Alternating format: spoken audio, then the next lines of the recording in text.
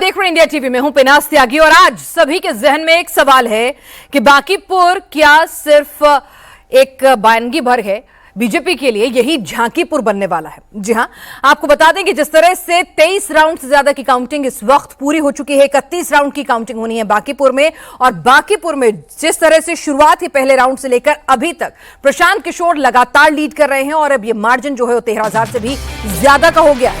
तो इतिहास रचने के करीब पहुंच चुके हैं प्रशांत किशोर। प्रशांत किशोर बीजेपी के गढ़ को ढहाने से बस चंद कदम दूर है। बीजेपी अध्यक्ष नितिन नवीन के इस्तीफे के बाद ये सीट खाली हुई थी और ये सीट बीजेपी के परंपरागत सीट मानी जाती है और यहां पर अगर कास्ट कॉम्बिनेशन की बात करें तो वो भी बीजेपी के हक में जाता है। प्रशांत किशोर ब्राह्मण है, ब्राह्मण वोट बैंक वहां बहुत बड़ा नहीं है, लेकिन उसके बावजूद भी ये बड़ा उलटफेर हो रहा है। तो ये बांकीपुर क्या बीजेपी के लिए एक तरह से झांकीपुर बनने वाला है? आखिर इस जीत में क्या बीजेपी का जो वोटर है वो प्रशांत किशोर के पास गया और इसीलिए प्रशांत किशोर की जीत हुई? वहां पर जिस तरह का वोटर टर्नआउट था, प्रशांत किशोर भी जानते थे कि जब तक बीजेपी का वोटर उनके पास नहीं आएगा, लगभग 10% वोटर होना चाहिए बीजेपी का, तभी वो अपनी जीत दर्ज कर सकते थे। और प्रशांत किशोर अब जीत दर्ज करने के बेहद करीब पहुंच चुके हैं। 24 राउंड की गिनती जो है वो खत्म हो चुकी है। 13,868 वोटों से अभी भी आगे चल रहे हैं। तो जिसके बाद प्रशांत किशोर की पार्टी जनसुराज के खेमे में जश्न शुरू हो गया है। टोटल 31 राउंड की पूरी की पूरी कॉन्स्टिट्यूंसी में वोटिंग होनी है, जिनमें से 24 राउंड में लगातार पहले राउंड की 500 सीटों की बढ़त के साथ, 500 वोटों की बढ़त के साथ अभी देखिए कि 24वें राउंड में 13,000 से ज्यादा की ये बढ़त बरकरार रखी हुई है प्रशांत किशोर में। तो ऐसे में अब सिर्फ जीत की औपचारिक घोषणा भर बाकी रह गई है। ऐसा नहीं है कि बचे हुए राउंड्स में प्रशांत किशोर ये नतीजा कोई बहुत बड़ा उलटफेर कर सकता है। और देखिए जनसुराज किस तरह से उनके झंडे का रंग पीला है और इस वक्त वहां पर गुलाल अबीर के साथ होली दिवाली सब साथ मिल रही है। जनसुराज के समर्थकों के लिए अपने आप में बहुत बड़ा बूस्ट है ये जीत। प्रशांत किशोर क्या कुछ कहते हैं जरा सुनने की कोशिश करते हैं। उनकी पत्नी भी इस विजय जुलूस में उनके साथ हो रही थी और अभी काउंटिंग सेंटर तक वो जा रहे हैं और उनके समर्थक जो है उनके पीछे पीछे हो लिए हैं। आप समझिए कि किस तरह से प्रशांत किशोर जो है बिहार के एक गांव घूमे, अपनी पूरी ताकत झोंक दी, अपनी पूरी फंडिंग लगाई और लगातार दिन रात मेहनत की और बिहार में ही जिस तरह से डटे रहे थे, उसके बाद विधानसभा में जिस तरह के नतीजे आए, खाता भी नहीं खोल पाया, वोट परसेंटेज में भी बहुत कुछ नहीं कर पाए, तो उसके बाद से एक सेटबैक लगा था प्रशांत किशोर को। कहा जा रहा था कि आप खुद फ्रंट से नहीं लड़े, आपने खुद चुनाव नहीं लड़ा, तो इसीलिए कहीं ना कहीं ये नतीजे रहे हैं। इसके बाद प्रशांत किशोर ने यहाँ पर आप देखिए कि बांकीपुर से ताल ठोकी और बांकीपुर में भी कहा जाता है बांकीपुर ही क्यों भाई, बीजेपी का गढ़ है। तो यहाँ से एक लंबी लाइन प्रशांत किशोर ने खींच दी है। नीतीश चंद्र इस वक्त हमारे साथ ग्राउंड जीरो से जुड़ चुके हैं। सबसे पहले ग्राउंड जीरो की तस्वीरें, वहां से क्या अपडेट आ रहा है? नीतीश, बीजेपी के खेमे में तो लड्डू बनने शुरू हो गए थे, तस्वीरें भी आ गई थी, लड्डू तो कहाँ गए? अभी फिलहाल सड़कों पर जनसुराज जो है होली दिवाली साथ मनाते हुए नजर आ रहा है। जी हाँ, बिल्कुल जनसुराज का जन सैलाब नजर आ रहा है और हर तरफ जो है उनके पार्टी के कार्यकर्ता काफी उत्साहित हैं। और यहाँ भी देखिए काउंटिंग सेंटर के बाहर की तस्वीर हम आपको दिखा रहे हैं। प्रशांत किशोर अभी काउंटिंग सेंटर के अंदर गए हैं और जहाँ उनका पार्टी कार्यालय था वहां से जुलूस की शक्ल में अपने हजारों समर्थकों के साथ, कार्यकर्ताओं के साथ प्रशांत किशोर यहाँ पर पहुंचे हैं और सबों को इंतजार है इस बात का कि आखिर अब जब प्रशांत यहाँ बाहर आते हैं तो फिर क्या कहेंगे। यहाँ पर कई महिला कार्यकर्ता हैं। ये बताइए कि आप लोग को उम्मीद थी कि इस तरह की जीत मिल जाएगी? बिल्कुल उम्मीद थी, क्योंकि हम लोग इतना मेहनत किया और बीजेपी से जनता आज आक्रोशित है, तो उसका परिणाम आज देखने को मिला है। हम लोग को पूरी उम्मीद थी कि इस बार प्रशांत जी चुनाव लड़ेंगे और यहाँ का बीजेपी का जो किला है ध्वस्त करेंगे। और जनसुराज ज्यादा नुकसान किसको पहुंचाया, ज्यादा किसका काटा, बीजेपी का आरजेडी का? आरजेडी की तो खत्म ही है, उनका तो कोई अस्तित्व तो बचा ही नहीं है। और सबसे ज्यादा जो बीजेपी के किला था, बांकीपुर बीजेपी के किला था, उस किला को ध्वस्त किया है बांकीपुर के जनता ने ही, हम नहीं किए हैं, बांकीपुर के जनता ने किया। देखिए कुछ और महिलाएं हैं, उनसे भी बात कर लेते हैं। क्या लग रहा है कि आज से एक नई शुरुआत हुई है, एक नई उम्मीद? बिल्कुल, ये आप समझिए तो आने वाले दिन में ये एक ऐतिहासिक जीत कहलाएगी, क्योंकि यहीं से बिहार बदलाव की शुरुआत होगी। जो 35 साल से यहाँ पे जिस तरह से बिहार देश के सबसे पिछड़े दर्जे में आ रहा था, शिक्षा में, बेरोजगारी में, सब मतलब ऐसा यहाँ की शिक्षा व्यवस्था हो गई, जहाँ की शिक्षा व्यवस्था आज से जब स्वतंत्रता प्राप्ति हुई थी तो हम अग्रणी राज्य में आया करते थे और आज सबसे पिछड़े दर्जे पे है। नीतीश, क्या लग हालांकि रहा ये है तो कि सबसे समर्थक बड़ी है जरा, वजह लेकिन क्या इनसे है? ये पूछ के देखिए विधानसभा चुनाव से लेकर अब तक क्या बदल गया कि विधानसभा चुनाव में सिफर पर थी ये पार्टी। मेहनत तो तब भी की थी, गांव-गांव तो तब भी गए थे, रातें बिताई थी बिहार के गांव में, जितनी उन्होंने मेहनत की थी और जितनी एडवांस में की थी किसी ने नहीं शुरू की थी। तो वहां पर वो कुछ कमाल नहीं कर पाया और यहाँ पर बीजेपी के गढ़ में जाकर जीत की अचानक ताल ऐसा ठोक दी। क्या हुआ कि इतनी सारी परिस्थिति बदल गई? जनता जाग गई है, देख रही है, पढ़े लिखे को ही लाना चाहिए। जो ये बीजेपी वाले कर रहे हैं, महिला लोग के ऊपर कितना अत्याचार हुआ है। अभी विधानसभा आम चुनाव हुआ, उसमें तो खाता भी नहीं खुला, फिर अचानक ऐसा क्या हुआ? ऐसा देखिए, अब पहले का जमाना रहा नहीं, लोग जागरूक हैं, लोग पढ़े लिखे हैं। जनता बीजेपी को जिता कर अब पछता रही है, क्योंकि बदलाव बहुत जरूरी है। अभी देखिए नीट का छात्रा का अभी कोई भी समस्या का समाधान नहीं हुआ। अभी भरत तिवारी के साथ जो हुआ, जो भी हो, लेकिन बहुत सारा बदलाव लाना है, जो कि ये हमारे प्रशांत किशोर जी जरूर लाए। तो जी हाँ, ये सही बात है कि क्या कहना चाह रही हैं आप? हाँ पूछिए। आपको क्या लग रहा है कि अचानक ऐसा क्या हुआ, 7 महीने में कहानी बदल गई? देखिए, आप एक बात बताइए, जो बीजेपी बोल रही थी कि बांकीपुर एक गढ़ है जो बीजेपी का है आज 35 सालों से, और यहाँ पे कोई भी कुत्ता बिल्ली भी खड़ा करेंगे तो हम जीत जाएंगे, बीजेपी जीत जाएगी। तो ये घमंड बहुत था, ये घमंड तो चूर होना था। और आप देख रहे हैं जो जनसुराज का एक ही स्लोगन है, सही लोग, सही सोच और सामूहिक प्रयास।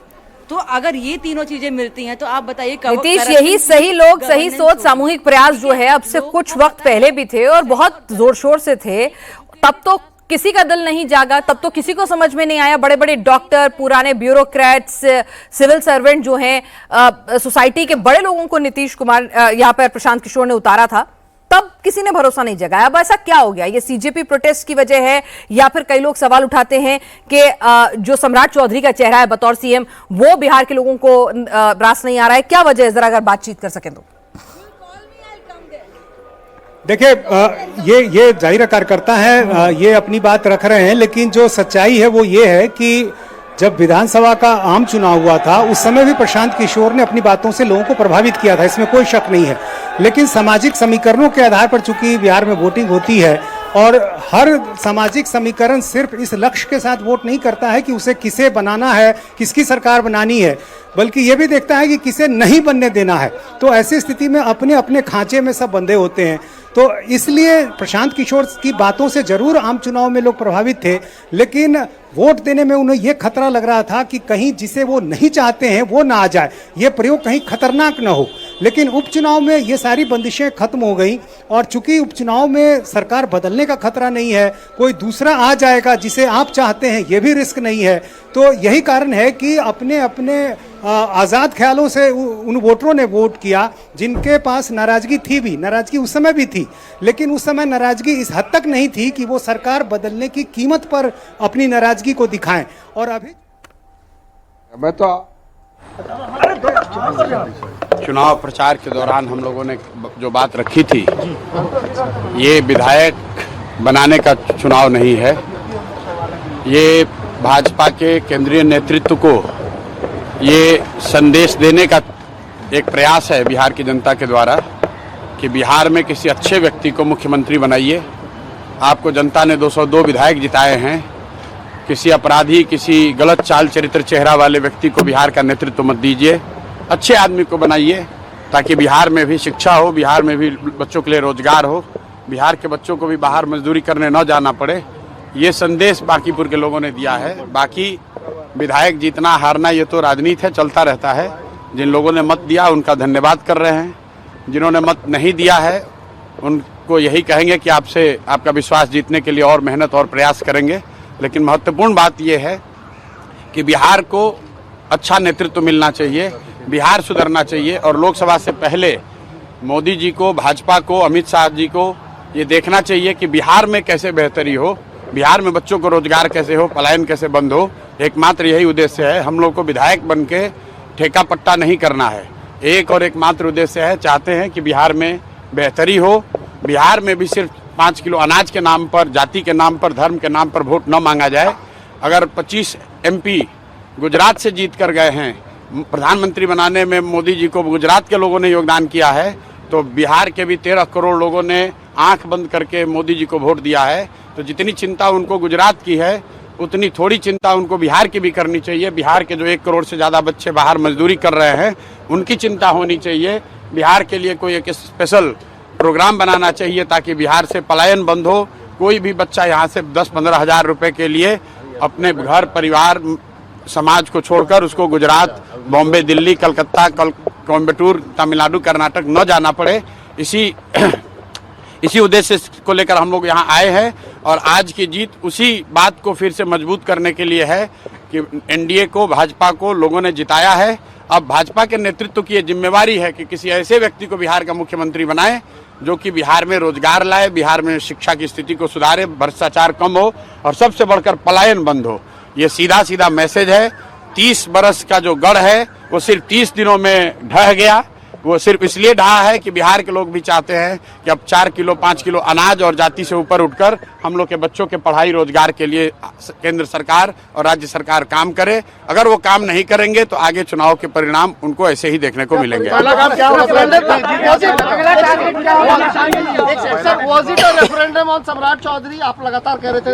बिल्कुल, देखिए ऐसा है, लड़ाई व्यक्तिगत नहीं है। सम्राट चौधरी का जो चाल चरित्र चेहरा है वो पब्लिक डोमेन में है।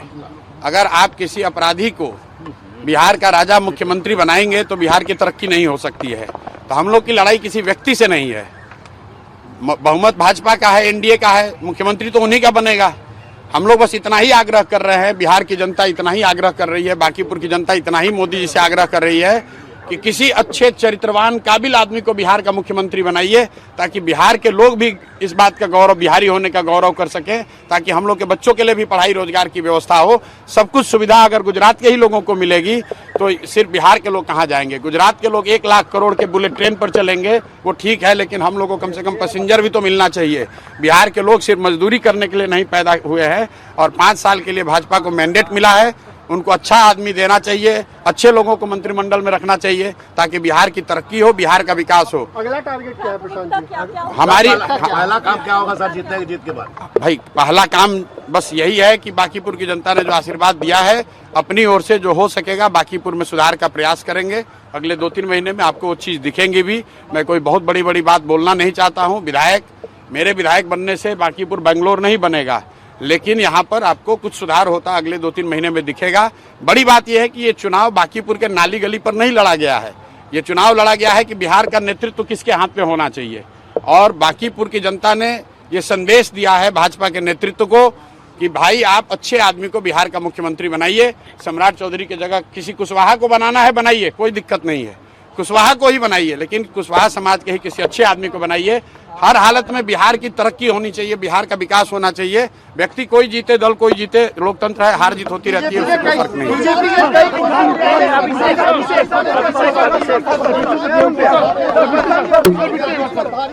प्रशांत किशोर मीडिया से पहली बार मुखातिब होते हुए वो कह रहे हैं कि सीधे रेफरेंडम है सम्राट चौधरी पर, और उन्होंने कहा कि यहाँ वो कह रहे हैं कि बिहार को अच्छे नेतृत्व की जरूरत है, बिहार को काबिल सीएम मिले। तो सीधे सम्राट चौधरी पर ही निशाना साध रहे हैं और वो बोल रहे हैं कि बिहार को एक अच्छे चेहरे की, साफ सुथरे चेहरे की जरूरत है जो अपराधी ना हो और वो चेहरा बिहार के विकास के लिए काम कर सके। और बिहार ने बीजेपी को एक संदेश दिया है, यानी उनका कहना है कि जीत हार तो लगी रहती है, लेकिन उनकी ये जीत दरअसल रेफरेंडम है सम्राट चौधरी के नेतृत्व की, और बिहार को अच्छे नेतृत्व की जरूरत है। ये सीधे रेफरेंडम उस चीज का है। उन्होंने कहा कि पूरा चुनाव जो है इस बात पे नहीं लड़ा गया था कि लोकल इश्यूज क्या है बांकीपुर के, इस बात पे लड़ा गया था कि बिहार का नेतृत्व कैसा हो। और अपने कैंपेन के दौरान भी वो लगातार इस बात को उठाते रहे थे कि क्या आपको सम्राट चौधरी जैसा सीएम चाहिए। तो यहां पर अब सम्राट चौधरी के चेहरे पर ये वो सवाल उठा रहे हैं, सीधे कह रहे हैं अपराधी को सवाल, अगर आप सीएम बनाएंगे तो फिर विकास कैसे होगा, और संदेश दिल्ली तक पहुंचाने की कोशिश कर रहे हैं। लेकिन जो हम कह रहे हैं कि बांकीपुर के बीजेपी के लिए देश भर में झांकीपुर बन सकता है। क्या बीजेपी को के जो वोटर हैं वो प्रशांत किशोर की तरफ शिफ्ट हुए और उन्होंने ही प्रशांत किशोर को जिताया। ये जीत क्या कुछ मैसेज देगी बिहार की राजनीति में और क्या कुछ मैसेज देगी ये दिल्ली को, इस पर बातचीत करने के लिए हमारे साथ खास मेहमान इस वक्त जुड़ चुके हैं।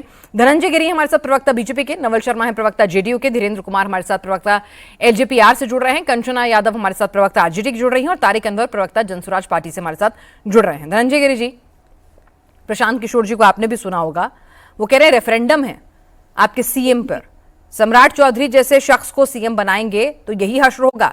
इन नतीजों में आपके लिए संदेश छिपा है, दिल्ली के लिए संदेश छिपा है। देखिए, सबसे बड़ी बात क्या है कि बीजेपी पिछले 20 सालों से जेडीयू एनडीए हम लोग तमाम राजनीतिक दल मिल करके जिस ढंग से लगातार सेवा में है बिहार में, वो 7 महीने पहले ही चुनाव हुए थे और जनता को जो आशीर्वाद दे रहा था 7 महीने पहले ही हमको दे चुका है। 202 का मैसिव मैंडेट दिया है। सवाल तो ये उठता है कि विपक्ष में कौन रहेगा। विपक्ष की दावेदारी पर सवाल उठता है कि भाई वो प्रशांत किशोर करेंगे, आरजेडी करेगी कि कांग्रेस पार्टी करेगी। ये विपक्ष की दावेदारी, विपक्ष की भूमिका कौन निभाएगा, ये तो प्रशांत किशोर भी जानते हैं और सब लोग जानते हैं और पैनल और चैनल और देश की प्रदेश की सब जनता जानती है, मैती जनता। तो आप कैसे हार गए? आप अपनी हारी डिकोड कर दीजिए। आप क्यों हार गए? प्रशांत किशोर तो कह रहे हैं कि रेफरेंडम है सम्राट चौधरी पर, आप क्यों हार गए? भाई कास्ट कॉम्बिनेशन से लेकर सब कुछ आपके हक में जा रहा था। आपके राष्ट्रीय अध्यक्ष की सीट थी जो खाली हुई थी और साथ ही साथ जो वहां पर इतिहास रहा है वो भी बीजेपी के हक में रहा है, तो आप क्यों हार गए? 7 महीने पहले तो आपने भी जीती थी। देखिए, ये पॉलिटिकल हार नहीं है, प्रोपेगेंडा की जीत आप कह सकते हैं, क्योंकि लंबे समय से हम उस सीट पर हैं और जो प्रशांत किशोर जी लगातार बातें कह रहे हैं कि मैं ये कर दूंगा, मैं वो कर दूंगा, पूरे बिहार घूमे, उनके 7 महीने पहले वो तो कह रहे हैं बैंगलोर नहीं बना दूंगा बाकी को। सुनिए ना सर, आप ही लोग इतने कॉन्फिडेंट थे कि कुत्ता बिल्ली भी खड़ा कर दीजिएगा तो जीत जाएंगे। नहीं, ये शब्दों का इस्तेमाल हमने कभी नहीं किया था। वो उन्होंने इससे खुद से इसको ऑफ किया था और खुद ही से इसको लेकर नैरेटिव गढ़ने की कोशिश कर रहे हैं। वो नैरेटिव ही गढ़ते रहे, पूरे देश में नैरेटिव बढ़ने के लिए घूमते हैं, बाकी पूरा बिहार में नैरेटिव उनका सर अगर ये नैरेटिव बन गया दिल्ली में भी, नैरेटिव बन गया बिहार में भी, तो आपके लिए दिक्कत हो जाएगी। एंटी इनकम्बेंसी ऑलरेडी सीपन कर रही है आपके लिए। हरियाणा में कहावत है कि अगर चाची की मुछें होती तो चाचा कहता, लेकिन ऐसा होता नहीं है। चाची की मुछें होती है ना, वो चाचा होते हैं।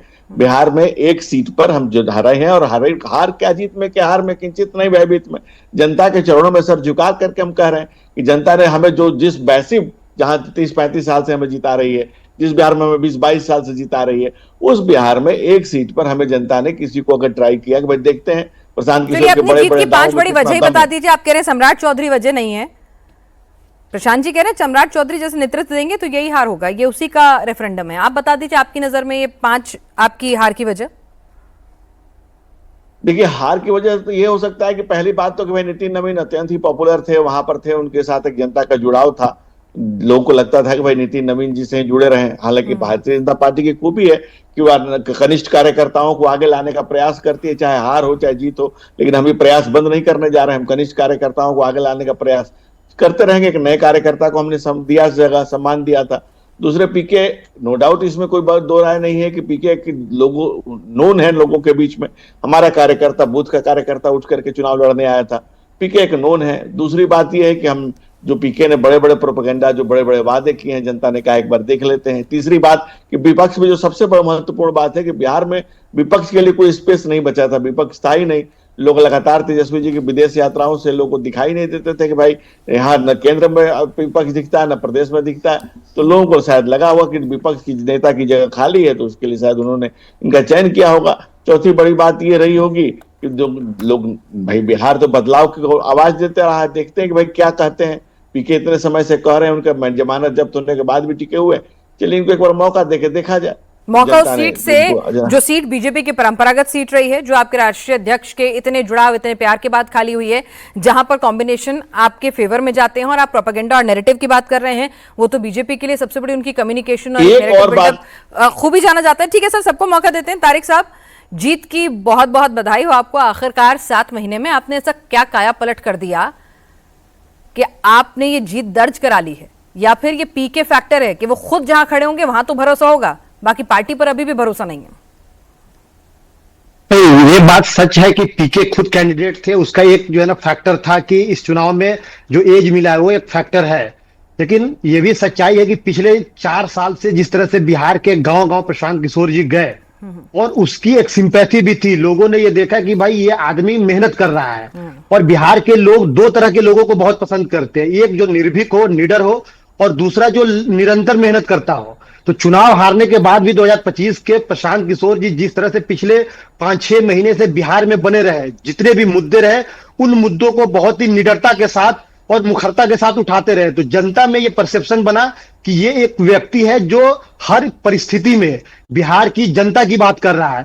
तो एक बड़ी वजह रही। सर यही दूसरी तो वजह पूछ ये रही हूँ रही कि 8 महीनों में ये परसेप्शन, भाई आप पिछले 2-3 सालों से खुद प्रशांत किशोर जी गांव-गांव जा रहे थे, उन्होंने वहां पे रुकते भी थे और पूरा पब्लिक से कनेक्ट करने की पूरी कोशिश की। टिकट में भी ऐसे लोगों को टिकट दिया जो वेल रेड थे, सोसाइटी में उनकी अपनी एक अलग इज्जत थी। तो ये सब काम तो आपने पहले भी किए थे, तो 8 महीने में आपको क्या लग रहा है कि ऐसे कौन से अलग फैक्टर थे? ठीक है, पीके की अपनी क्रेडिबिलिटी अपनी जगह है, लेकिन ऐसे कौन से फैक्टर थे कि आपका वो कार्ड तब नहीं चला और अब यहां पर बीजेपी के गढ़ में जाके चल गया? देखिए, जब आप निरंतर मेहनत करते हैं तो एक न एक दिन उसका फल मिलता है। तो जरूरी नहीं है कि जो पिछले 4 साल तक मेहनत कर रहे थे वो 2025 में अगर उसका फल न मिला तो हमें आगे न मिले। आज एक सीट मिला, हो सकता है कि पिछले 4 साल के मेहनत का फल हमें आगे जाकर और ज्यादा सीटें मिले। लेकिन सवाल यह था कि 2025 का जो विधानसभा चुनाव था उसमें एक भय था। भय यह था कि कहीं लालू यादव की डर से ये बीजेपी चुनाव ना हार जाए, और बीजेपी के लोगों को ये लगता था कि भाई लालू यादव वापस आ जाएंगे। और जो लालू यादव के साथ जाना, सम्राट जी का आना, ये कितना मददगार रहा आपके लिए? ये एक फैक्टर है। बिहार की जनता, जो अगर लालू यादव जी भी अगर रहे बिहार के मुख्यमंत्री तो वो अपराधी नहीं थे। उनके कार्यकाल में अपराध ने जरूर जो है ना पांव फैलाया। नीतीश कुमार जी अपराधी नहीं थे, लेकिन सम्राट चौधरी के ऊपर तो क्लियर कट 7 लोगों की हत्या का मामला दर्ज है। तो बांकीपुर की जनता या बिहार की जनता अपराधी को मुख्यमंत्री कैसे स्वीकार ले? तो ये एक क्लियर मैंडेट है यहाँ से, ये रेफरेंडम है बिहार की जनता, बांकीपुर की जनता की तरफ से पूरे बिहार की जनता को रिप्रेजेंट करते हुए कि सम्राट चौधरी जैसा अपराधी प्रवृत्ति का व्यक्ति बिहार का मुख्यमंत्री नहीं हो सकता। एक फैक्टर तो ये हो गया, ये जो सीजेपी का प्रोटेस्ट हुआ पूरे देश भर में, बिहार से भी उस तरह की तस्वीरें हमने देखा था, आई थी। ये जो था नीट पेपर लीक, छात्रों के मुद्दे, इसने कितना आपको थोड़ा जिसे कहते हैं ना कि लोगों का मूड बदलने में कितनी मददगार साबित हुआ ये आपके लिए? देखिए, ये एग्रेशन तो पूरे देश में है। वर्तमान केंद्र सरकार के खिलाफ जो है ना ये एग्रेशन पूरे देश में है, और स्वाभाविक बात है कि अगर देश में है तो बांकीपुर में भी होगा, पटना में भी होगा। लेकिन ये बिहार में जो प्रोटेस्ट हुआ वो चुनाव के आखिरी 2-3 दिन के समय में हुआ। लेकिन प्रशांत जी के कैंडिडेचर तो 15-20 दिन पहले अनाउंस हुआ था, और ये निरंतर मेहनत चली थी। आपको एक बात बता दूं, हो सकता है कि हम लोग विजिबल ना रहे हो, लेकिन जैसे ही राज्यसभा के लिए नॉमिनेट हुए अब नितिन नवीन जी, उसके कल होकर ही जनसुराज के कार्यकर्ता गली गली, फ्लैट और जितने भी अपार्टमेंट थे वहां जाकर लोगों के साथ बातचीत करना, संवाद करना शुरू कर चुके थे। तो ये प्रोटेस्ट होता न होता फिर भी बांकीपुर में हम लोग चुनाव जीतते। लेकिन अगर ये प्रोटेस्ट हुआ है तो जाहिर सी बात है 2% हो 5% हो, इसका फायदा हमें हुआ है, इसको हम डिस्कार्ड नहीं कर सकते हैं। ठीक है, कंचना यादव जी, आपका क्या हुआ है भाई? आप तीसरे नंबर पे खिसक जाएंगे, है ना? विपक्ष की जो कमी आपको पूरी करनी थी, जिस मौके को आपको भुनाना था, तो यहाँ तो पीके साहब आपसे ज्यादा क्रेडिबल निकले। क्या होगा तेजस्वी जी का अगर यही हाल रहे तो? देखिए, सबसे पहले एक सीट से कोई क्रेडिबिलिटी तय नहीं होती है। अच्छा। दूसरी सबसे अहम बात है कि हमने कुछ नहीं गंवाया है, हमारे पास गंवाने के लिए कुछ नहीं था। हाँ, बीजेपी का किला जरूर ढहा है। उस किला जो 2010 में इनको 72% वोट मिला था, 2015 में हमने वो सीटें कांग्रेस को दे दी थी, 2020 में भी सीटें वो कांग्रेस के पास थी, कांग्रेस ने वहां से लड़ा, 2025 में हम फिर से वहां से लड़े और 16% जो हमें वोट मिला था वो बढ़ के 29% हुआ था 2025 में। तो हमारे पास ये हमारी ना तो सीट थी, और जिसपे बीजेपी इतने प्राउड से कहती है कि हम कुत्ते बिल्ली को भी खड़ा कर दे जीत जाएगा, तो हमारा क्या गया उनका है जिनका था, जिनका केंद्र में सरकार। आप बिहार में तीसरे नंबर पे रहना चाहती हैं? देखिए, तीसरे मुझे नंबर तो लगा आप नंबर 1 की लड़ाई लड़ रहे हैं। नहीं, देखिए, तीसरे नंबर नहीं है, सेकंड पोजीशन भी हाथ से निकल जाए तो फिर नंबर 1 और दूर हो जाता है मैडम। नहीं, आप सुन लीजिए, तीसरा नंबर, दूसरा नंबर, पहला नंबर, ये मैटर नहीं करता। मैटर यह करता है कि वो लोग जो बड़े गर्व से इस सीट को 300 साल से रखे हुए थे, उनका किला ढह गया है। उनके लिए शर्म की बात होनी चाहिए। और आपको एक चीज और नहीं मालूम है, और ना कोई बोल रहा है, बीजेपी के भीतर जो विश्वासघात हुआ है, वो लोग जो खुद मुख्यमंत्री बनना चाह रहे थे और सम्राट चौधरी को मुख्यमंत्री नहीं देखना चाह रहे थे, वो लोगों ने बीजेपी के अंदर ही विश्वासघात करके जनसुराज को जिताया। लेकिन कंचना जी, आप मतलब दूसरे का घर जल रहा है उसमें खुश हो रही हैं, अपने घर में कुछ नहीं है खाने को, उसमें कोई दिक्कत नहीं है। कैसा नेगेटिव मतलब अप्रोच लेके चलेंगे तो जीतेंगे कैसे? सुनिए, पिनाक जी निगेटिव नहीं है, हम तो बहुत चलिए इसमें पॉजिटिव दिखा दीजिए आप मुझे। आपके लिए बीजेपी के लिए नेगेटिव है मुझे दिख रहा है, जनस्वराज के लिए पॉजिटिव मुझे दिख रहा है। कंचना यादव जी, तेजस्वी जी के लिए, आरजेडी के लिए इसमें क्या पॉजिटिव है मुझे गिना दीजिए। पिनाक त्यागी जी, आप कंचना यादव जी, हाँ, पिनाक त्यागी जी, आप जवाब सुनने की हिम्मत थोड़ी रख लीजिए। कारण यह है कि हमारा जो घर नहीं था, हमारा जो घर कभी से नहीं था, उस घर में अगर जिसका घर था उसका लूटा गया तो सवाल वहां होना चाहिए। हमने वहां पर अपनी बढ़ोतरी की है समय पे समय। अरे भाई, अगर किसी का घर लूटा उसमें अगर घर इन्होंने बसा लिया, आप नहीं बसा पाए, तो आपका फेलियर नहीं कहूं कंचना जी। ऐसे तो फिर एक काम कीजिए, ऐसे तो सीएम की कुर्सी इनकी जिस दिन जाएगी सत्ता से, जब बीजेपी जेडीयू जाएंगे तो जन स्वराज लूट लेगी। आप कह दीजिएगा इनका लूटा, हमारा क्या गया। नहीं, हमारा ऐसे ही कह दीजिएगा फिर भी। नहीं, हम अपने फेलियर को एक्सेप्ट करते हैं, इसमें कोई गुरेज नहीं। फेलियर को अपने एक्सेप्ट करना चाहिए, क्योंकि तभी मौका मिलता है कि आप ईमानदारी से काम भी कर सके। फेलियर को एक्सेप्ट हम करते हैं। 2020 2025 हमने मेहनत की, लेकिन ये हमारा फेलियर नहीं है। ये हमारी लड़ाई थी जहां पर हमें क्लियर कट चीजें मालूम थी, लेकिन बावजूद इसके हम कैंडिडेट देकर मुकाबले में आए। तो तीसरा चौथा आप 12वें 10वें नंबर तक कर दीजिए, उससे कोई फर्क नहीं पड़ता। फर्क इससे पड़ता है कि जो केंद्र की सरकार हुंकार भरती थी और कहती थी ये प्रोटेस्ट ऑफ वायरस का प्रोटेस्ट है, वो बीजेपी के राष्ट्रीय अध्यक्ष, जिसको खुद प्रधानमंत्री नरेंद्र मोदी जी कहते हैं ये हमारे बॉस है, तो बॉस का किला ढह गया। बॉस का किला ढह गया और ऑफिशियली प्रशांत किशोर जी को राजनीति में पैर जमाने के लिए आने के लिए बहुत बहुत बधाई, उनको आगे के लिए शुभकामनाएं उनको देते हैं। और लेकिन हमारी लड़ाई जो बीजेपी से है, जो आरएसएस से है, जो लॉन्ग टर्म लड़ाई है, वही तो कह रही हूं, उसमें कोई नहीं। हम अपनी पंजाब देख लीजिए, एक्सेप्ट करते हुए, पंजाब देख लीजिए, दिल्ली देख लीजिए, कांग्रेस को हटा के आम आदमी पार्टी आ गई।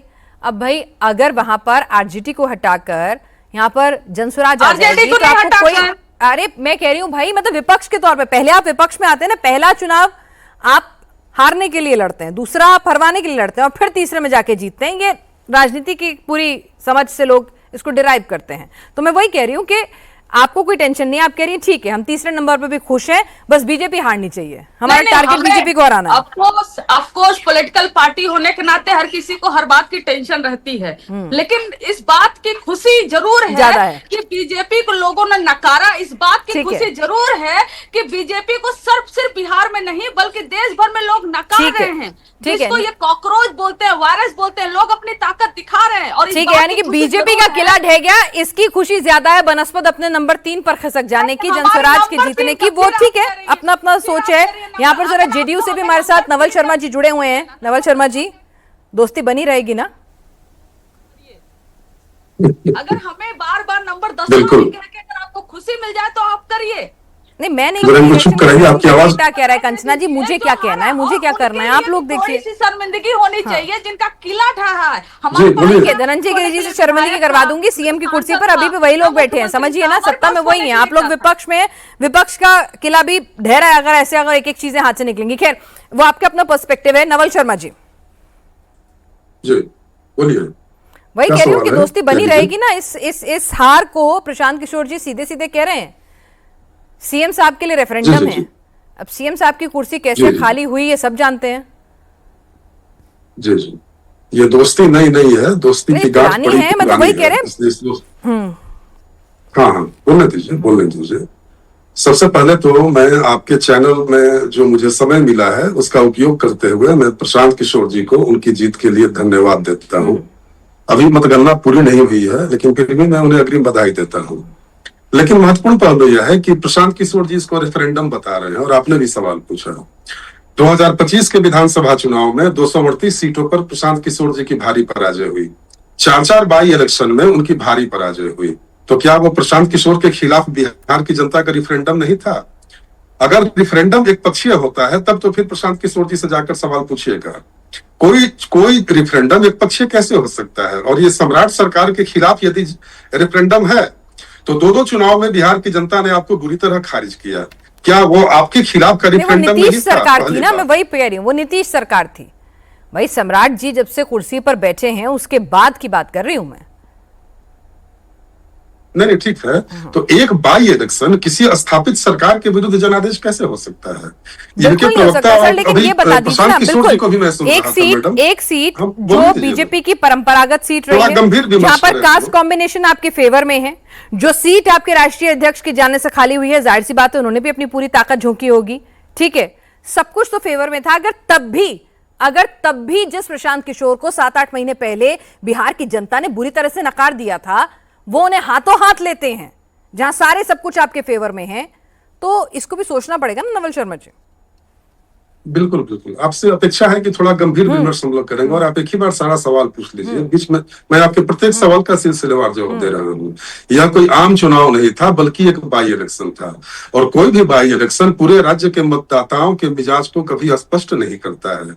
जो बाई इलेक्शन होते हैं वो स्थानीय कारणों से, कई सारे कारण होते हैं जो प्रभावी भूमिका अदा करते हैं।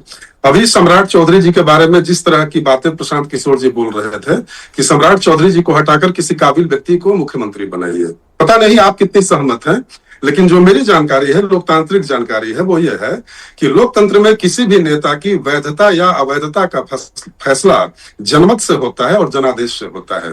अगर कोई व्यक्ति दूसरे को काबिलियत का सर्टिफिकेट बांट रहा है और बोल रहा है कि किसी काबिल को बनाइए, इसका मतलब कि दुनिया का सबसे बड़ा काबिल व्यक्ति वही है जो काबिलियत का CNF लेकर बैठा हुआ है, एजेंसी लेकर बैठा हुआ है काबिलियत का। मैं इस विवाद में नहीं पड़ना चाहूंगा। महत्वपूर्ण पहलू यह है कि हाँ, अगर हार हुई है तो इसके वजहों की तलाश होगी, हम आप मंथन करेंगे और पुनः दुगनी मजबूती के साथ आम जनता के बीच में जाएंगे, क्योंकि हमारे पास एक विरासत है, उपलब्धियों की विरासत है।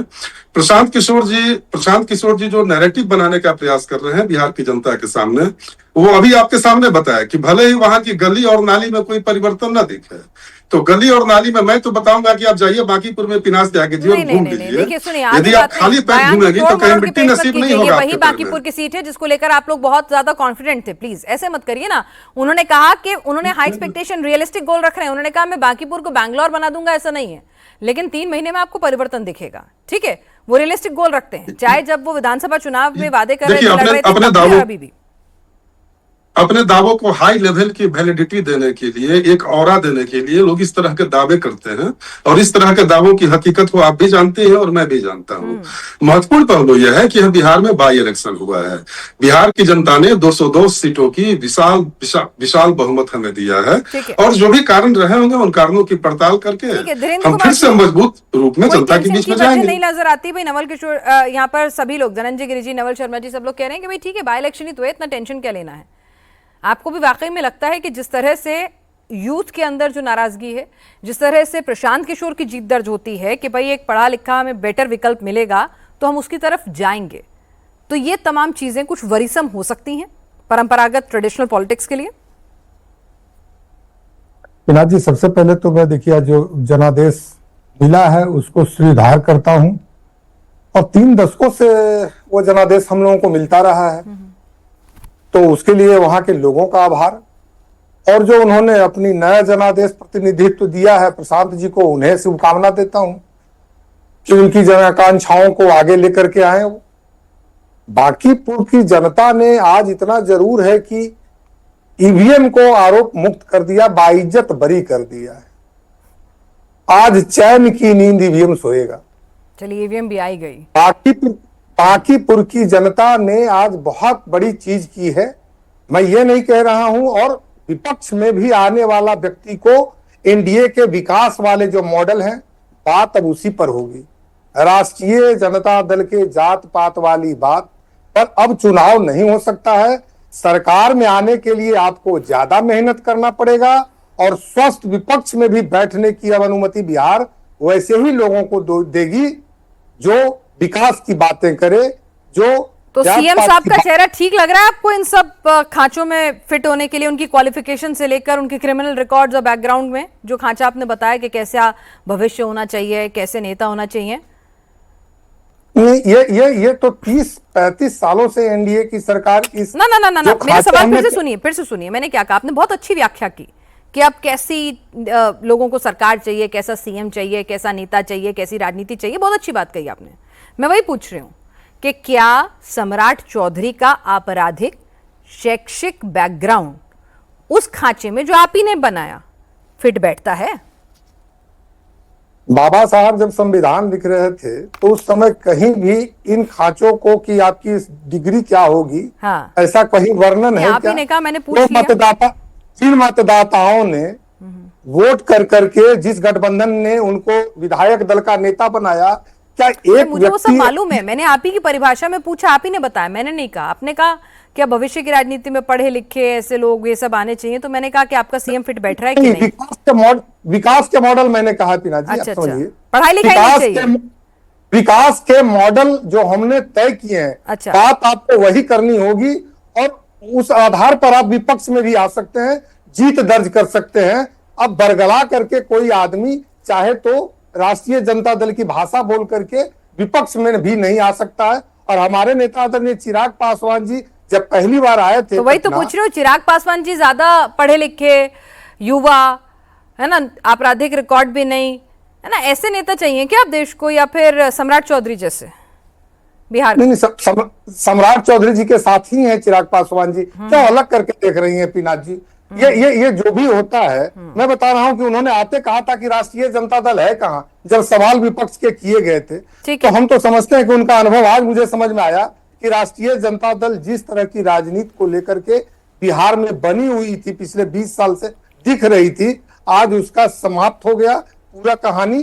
और विपक्ष की राजनीति करने के लिए, मुझे सही सवाल देने के लिए, जनता के मुद्दों को लाने के लिए, Dhananjay Giri ji, let's face the facts. मतलब आप मुझे बताइए ना कि यहाँ पर आप कह रहे हैं एक बाय इलेक्शन है, हार जीत लगी रहती है, ठीक है, लेकिन भाई बाय इलेक्शन के बहुत सारे बाय प्रोडक्ट्स भी होते हैं। बिहार से कहा जाता था कि बिहार से जाति नहीं जाती है at the end of a day, और जब जनसुराज पार्टी, प्रशांत किशोर आए, जिस तरह के कैंडिडेट उन्होंने दिया और जिस तरह का हर्ष हुआ, जनता ने उन्हें नकारा, इसमें कोई दो राय नहीं है। 7-8 महीने पहले तो फिर से यही सवाल उठा कि भाई बिहार में कुछ कास्ट कॉम्बिनेशन है वो बहुत जरूरी है, लेकिन ये बाय इलेक्शन उन सबको डिफाई कर रहा है। तो आपको लगता है कि पूरे देश के लिए ये बांकीपुर एक झांकीपुर बीजेपी के लिए बन सकता है, और एक कंसर्न इश्यूज हैं, जबकि हम देख रहे हैं कि ऑनगोइंग प्रोटेस्ट किस तरह से हो रहे हैं, छात्रों के मुद्दों को किस तरह से सड़क से लेकर सदन तक उठाया जा रहा है, तो क्या कुछ वरीसम बात है ये? निपिना जी देखिए, ऐसा कुछ कोई बात नहीं है। बिल्कुल एक उपचुनाव था, एक सीट पर उपचुनाव था, वो हमारे राष्ट्रीय अध्यक्ष की सीट थी, लंबे समय से हम वहां थे। पीके लंबे समय से पूरे बिहार में यात्रा कर रहे हैं, पूरे बिहार में घूम रहे हैं, और उनकी मेहनत भी है, लगातार कई सालों से बिहार में मेहनत कर रहे हैं।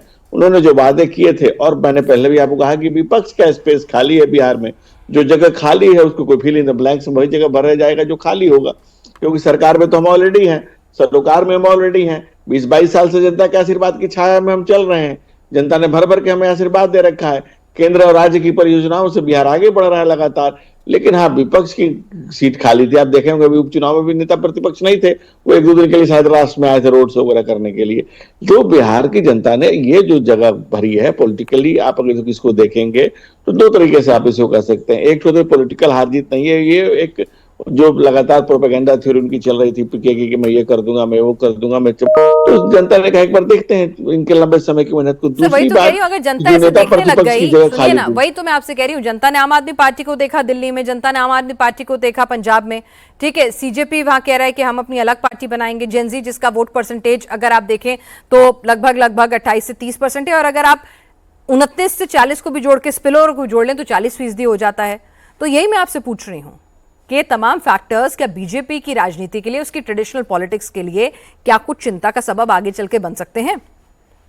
देखिए, बीजेपी चिंतन प्रक्रिया को लगातार जारी रखती है, और चिंतन प्रक्रिया से ही निकल करके हम दुनिया का सबसे बड़ा राजनीतिक दल बने। एक सीट की हार से और एक सीट की जीत से बहुत चीजें नहीं डिसाइड की जा सकती हैं। हम जैसे आज 3 सीटों पर चुनाव हुए, हम 2 सीटों पर हारे, 1 सीट पर जीते हैं, तो इससे एक चीज तो जब आप थोड़ी देर पहले कह रहे थे कि ईवीएम निकल के आ गया, तो भाई ने बिल्कुल ठीक बात कहा कि अब तो वो आरोप खत्म हो गए ना भाई कि ईवीएम मैनेज हो जाता है। अब तो वो आरोप खत्म हो गए कि भारतीय जनता पार्टी प्रशासन का बेजा इस्तेमाल कर लेती है। तो ना हमने प्रशासन का बेजा इस्तेमाल किया, न किसी तकनीक का सहारा लिया। लोक और तंत्र को दोनों सुरक्षा से अपने आए, लोक ने बढ़ करके वोट दिया और तंत्र ने भी साथ दिया इनका, तो लोकतंत्र की पूरी मर्यादा बची रही। और तो आप कह रहे हैं कि ईवीएम पे लगे हुए जो सवाल हैं वो धुलेंगे अगर इस नतीजे को स्वीकार रहे हैं, तो बाकी नतीजे भी स्वीकारी है। तो बहरहाल तारिक अनवर साहब, यहां से अब पीके की राजनीति क्या, बिहार से बाहर निकलेंगे, या फिर कई बार ऐसा है ना कि देखिए सीजेपी प्रोटेस्ट कर रहे हैं, वो अपना एक अलग राजनीतिक पार्टी बनाने पर विचार कर रहे हैं, मतलब उन्होंने कोई फैसला नहीं लिया और खबरें कि बनेगी सूनर और लेटर। तो ऐसे में क्या एक नया फ्रंट, आप लोग ऐसे लोगों का जो युवा हों, जो ट्रेडिशनल राजनीति और परिवारवाद से इतर हों, आपके ऐसे एक फ्रंट तैयार करेंगे? और आपके मुखिया की तो हर पार्टी में अच्छी पैठ है। देखिए, प्रशांत किशोर जी ने बहुत ही क्लियरली कहा था, जिस दिन जनसुराज की शुरुआत हो रही थी, पहला प्रेस कॉन्फ्रेंस हुआ था, उसी दिन उन्होंने कहा था कि कम से कम 10 साल बिहार में वो समय देंगे। और अभी तो हमारा 4 साल ही पूरा हुआ है। 4 साल 10 साल जब बिहार में हम लोग रह लेंगे, जनसुराज को एस्टैब्लिश कर लेंगे, यहाँ साबित कर देंगे, तभी हम बाहर जाने की सोचेंगे। नहीं, बाहरियों से हाथ मिलाने की बात कर रही हूँ, बाहर मत जाइए आप, बिहार के सीएम की कुर्सी पर ही फोकस करेंगे, समझ रहे हैं, लेकिन हम कह रहे हैं कि भाई और ऐसे फ्रंट इकट्ठे हो रहे हो तो एक नया फ्रंट बना दें, इंडिया अलायंस के जवाब में आप अपना एक अलायंस लेकर आ जाएं। हमारी जो फिलॉसफी है, सही लोग, सही सोच, सामूहिक प्रयास, इसमें जो लोग फिट बैठेंगे और भविष्य में कोई इस तरह की राजनीति अगर होगी तो सोचा जाएगा। और दूसरी बात जो मैं कह रहा हूं कि जो लोग ये कह रहे हैं कि प्रशांत किशोर अकेले क्या कर लेंगे, तो उनको शरद यादव का 1974 का उपचुनाव भी याद करना चाहिए, इलाहाबाद से वीपी सिंह वाला भी याद करना चाहिए, फर्रुखाबाद से जब लोहिया जी चुनाव जीते थे वो भी याद करना चाहिए। उसी के साथ बांकीपुर में महामाया प्रसाद और केबी सहाय के बीच जो लड़ाई हुई थी उसको भी याद करना चाहिए। तो बहुत सारे ऐसे एग्जाम्पल है जिससे यह साबित होता है कि उपचुनाव भी बिहार की नहीं, इस देश की राजनीति को कहीं ना कहीं प्रभावित किया है। और जिस तरह से बिहार में बांकीपुर ने जिस तरह से मैंडेट दिया है, आप यकीन मानिए कि आने वाले दिनों में बिहार में जाति का बैरियर टूटेगा, धर्म का बैरियर टूटेगा और विकास के लिए बिहार को के स्वाभिमान के लिए लोग वोट करेंगे और जनसुराज का फैलाव होगा। कंचना जी, परिवारवाद का बैरियर तोड़ा, बीजेपी ने जिस तरह से लगातार उसको एक एग्रेसिव मुद्दा बनाया, ठीक है आप काउंटर कर सकते हैं कि उनके भी, लेकिन एक नैरेटिव बिल्डअप उन्होंने किया। उसके बाद जनता ने जिस तरह से हमने देखा स्टेट बाय स्टेट परिवारवाद वाली पार्टियों से वो मुखर हुई। फिर उसके बाद यहाँ पर आप देखिए कि अभी वो कह रहे हैं कि भाई जो वेल एजुकेटेड हो, क्लीन बैकग्राउंड वाला हो, जाति से ज्यादा तरजीह उसको दी जाएगी। और अभी आपने एक प्रोटेस्ट भी देखा जिसमें जो काम विपक्ष को करना चाहिए था, जो दबाव विपक्ष को बनाना चाहिए था, वो एक पूरे के पूरे छात्र आंदोलन ने बना दिया। देखिए, समस्या यही है पिनाक जी कि जब विपक्ष ने समर्थन किया स्टूडेंट का, तो ये कहा गया कि इस पे विपक्ष राजनीति न करे, स्टूडेंट का मुद्दा है। और विपक्ष शुरू से जब पेपर लीक हुआ तब से इसके खिलाफ बोल रहा है, इस पर एक्शन लेने को बोल रहा है और इस पे काम हुआ। अगर छात्र यूनियन आए, छात्र आए सड़क पर, तो हम उनके साथ हैं, किसान आएंगे हम उनके साथ रहेंगे। आपको करवाना था, करवा नहीं पाए ना, यही तो कह रहे हैं हम आपसे। आप लोग की समस्या मुझे समझ नहीं आती कि विपक्ष से आप लोग क्या उम्मीद करती हैं कि कभी कहेंगे विपक्ष इस पर राजनीति न करे और कभी कहेंगे करिए, बिल्कुल करिए, आप राजनीतिक पार्टी हैं, हर कोई राजनीति करने के लिए स्वतंत्र है, अच्छे से करिए। मजबूत विपक्ष ही अच्छे लोकतंत्र की पहचान है। पिनाक जी, मैं आपको एक जवाब और देना चाह रही हूँ कि जो सीट आप मुझे बार बार हमें कह रही हैं कि हम तीसरे नंबर पर आ गए, सवाल उनसे जरूर बनेगा ना पिनाक जी की जिन 1995 से जो पहले नंबर पे थे और जो शहरी वोटर हैं, आप जानती हैं कि शहरी वोटर बीजेपी जो है पटना में निकालती है, शहरी वोटर में दरार हुआ है, जो पहले नंबर पे थे वो दूसरे नंबर पर आए हैं। तो सवाल आज डबल इंजन की सरकार से बनेगा। सवाल पूछे, आप मेरे ख्याल से शुरुआत से थ्रू थी मेरे साथ। मैंने सवाल ये भी पूछा कि इसके दूर तक के असर क्या होंगे, मैंने सवाल ये भी पूछा कि सब कुछ आपके फेवर में था फिर भी आप क्यों हार गए, सवाल ये भी पूछा कि बीजेपी का वोट बैंक ट्रांसफर हुआ है, क्या ये चिंता की बात है। ये सारे सवाल पूछे गए कंचना यादव जी, ऐसा नहीं कि नहीं पूछे, पर सवाल आपसे भी पूछूंगी ना कि आप उनका घर ढह गया, उनका किला ढह गया, ऐसी में ताली बजाएंगी या खुद नंबर 3 पर आ गई, इस पर भी कुछ चिंतन मंथन करेंगे या जवाब देंगी। बहरहाल वक्त की कमी है, आप सभी लोग इस चर्चा में शामिल हुए, आपका बहुत बहुत शुक्रिया।